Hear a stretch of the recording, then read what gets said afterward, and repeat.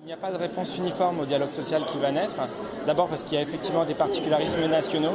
Mais ce qui est important, c'est que l'ensemble des acteurs européens, qu'ils soient du monde coopératif, du monde syndical ou de cette économie émergente, ont besoin de travailler justement à l'émergence de solutions qui sont adaptées aux problèmes auxquels, ou plutôt les problèmes que peut générer l'économie de plateforme en termes de dialogue social.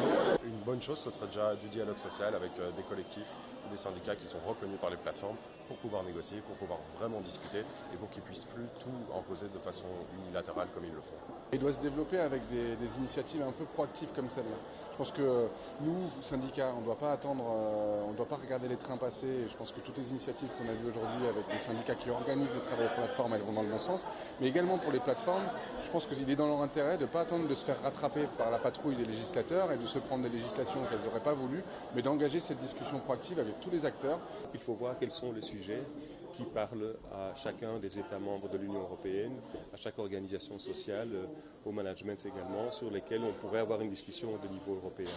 Et évidemment, le dialogue social, il ne peut se faire qu'à égalité entre les organisations syndicales, entre les travailleurs et le patronat. Cette égalité-là, elle n'existe pas du tout aujourd'hui. Donc c'est évidemment nécessaire que nous, on tape du poing sur la table, mais c'est aussi nécessaire qu'il y ait des régulations, qu'il y ait des acteurs intermédiaires, que les États jouent leur rôle, que l'Union européenne joue son rôle et que les organisations internationales également.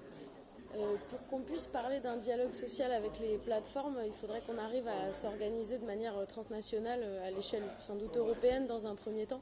Donc il faut qu'on arrive enfin, et c'est pas la première fois qu'on essaye, mais c'est un bon objet pour le faire, à construire un mouvement social à l'échelle européenne qui soit en capacité d'entrer en dialogue à l'échelle européenne avec les plateformes. La première chose pour que l'Europe puisse fonctionner, c'est que chaque pays applique leurs directives et leurs règlements internes. Ça, c'est la première des choses. Donc les lois doivent être respectées dans chaque État. Le deuxième élément, c'est qu'il faut créer des collectifs avec des gens qui vont parler des mêmes sujets, des mêmes problèmes. Et le troisième élément, c'est qu'il est temps qu'on fasse une Europe sociale. Et c'est la dernière pierre qu'on peut encore faire, c'est d'espérer que ça va nous amener à l'économie sociale plutôt qu'à une nouvelle économie. Ce que j'espère, c'est que les syndicats vont réussir à se renouveler et malgré l'atomisation et la précarisation des travailleurs qui travaillent de manière indépendante pour les plateformes, qu'ils vont réussir à créer une nouvelle forme de syndicalisme et à protéger donc toute forme de travailleurs et à négocier avec les plateformes.